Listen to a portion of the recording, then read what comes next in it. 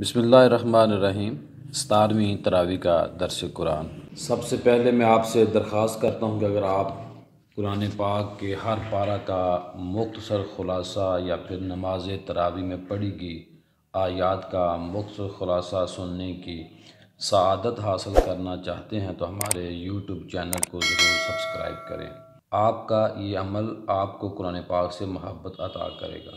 دوسری آپ سے گزارش ہے کہ اگر آپ رمضان مبارک کا پورا مہینہ ہمارے ساتھ رہیں تاکہ آپ اور ہم رمضان کی برکتیں حاصل کر سکیں۔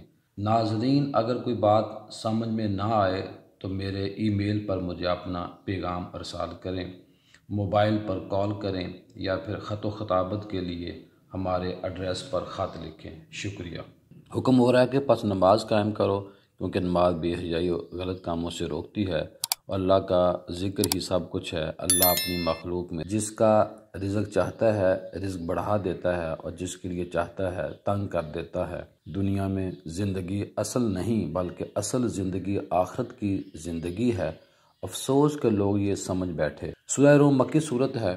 اس صورت کے شروع میں ہی لفظ روم موجود ہے، جس سے اندازہ لگایا جا سکتا ہے کہ یہ صورت رسول کریم صلی اللہ علیہ وآلہ وسلم کے ابتدائی زمانے میں نازل ہوئی۔ اس صورت میں جنگ کا پس منظر پایا جا رہا ہے جو تقریباً 600 عیسوی کے لگ بھگ ہوئی ہے۔ اس میں اللہ تعالیٰ پیش گوئی فرما رہا ہے کہ بہت جلد رومی مغلوب ہوں گے اور کچھ عرصہ گزر جانے کے بعد وہ مضبوط ہو جائیں گے۔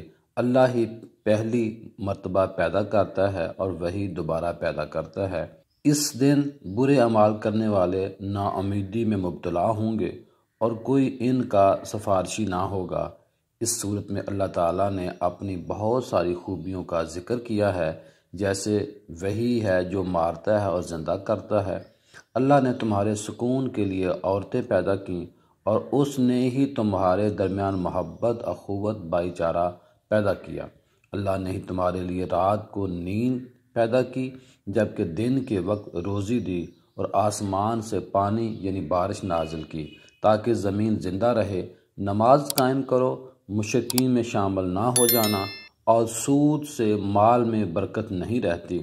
جبکہ زکوٰۃ اللہ کی رضا کے لیے دی جائے تو اس سے مال میں برکت ہوتی ہے۔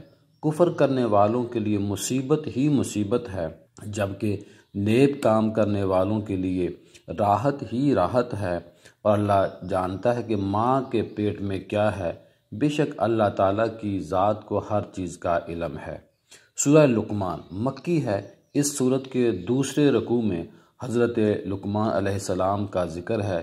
اسی بنا پر اس سورت کا نام لقمان رکھا گیا۔ اسلام دشمن قوتوں نے اللہ کے دین کو نقصان دینے کی نیت سے اپنی قوت کو اکٹھا کرنا شروع کیا۔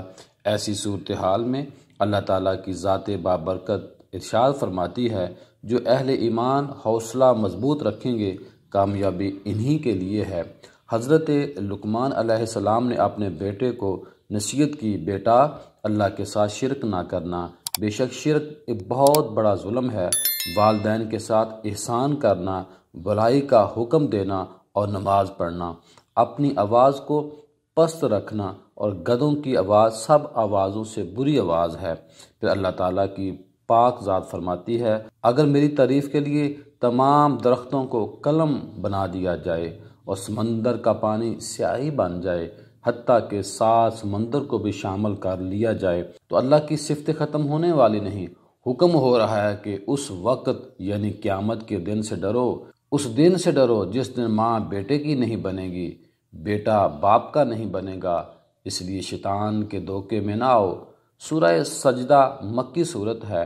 قرآن پاک کے 14 مقامات پر سجدے آئے ہیں، لیکن اس صورت کا نام سورہ سجدہ تلاوت کی وجہ سے سورہ سجدہ رکھا گیا ہے۔ حکم ہو رہا ہے، اللہ کے سوا کوئی تمہارا دوست نہیں۔ اس دن مجرم پریشان ہوں گے، ان کی گردنیں جھکی ہوئی ہوں گی اور وہ کہیں گے اللہ تعالیٰ ہمیں ایک مہلت دے کہ ہم دنیا میں جا کر نیک کام کر لیں۔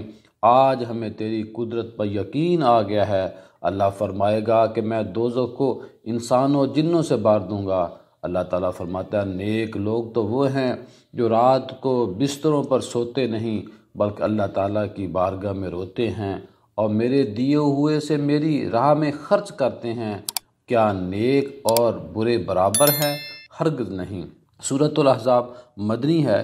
اس میں اللہ تعالیٰ نبی کریم صلی اللہ علیہ وسلم کی ذات کو حکم دے رہا ہے کہ مجھ سے ڈرتے رہنا، کافروں اور منافقوں کا کہنا نہ ماننا، میری پیروی کرنا اور مجھ پر ہی بھروسہ رکھنا۔ پھر حکم ہو رہا ہے کہ لوگوں، جن کو تم مائیں کہہ دو وہ تمہاری مائیں نہیں بن جاتی، اور اسی طرح تمہارے منہ بولے بیٹے تمہارے بیٹے نہیں ہیں، یہ تمہارے اپنے منہ کی باتیں ہیں، جبکہ پیغمبروں کی بیویاں اہل ایمان کی مائیں ہیں۔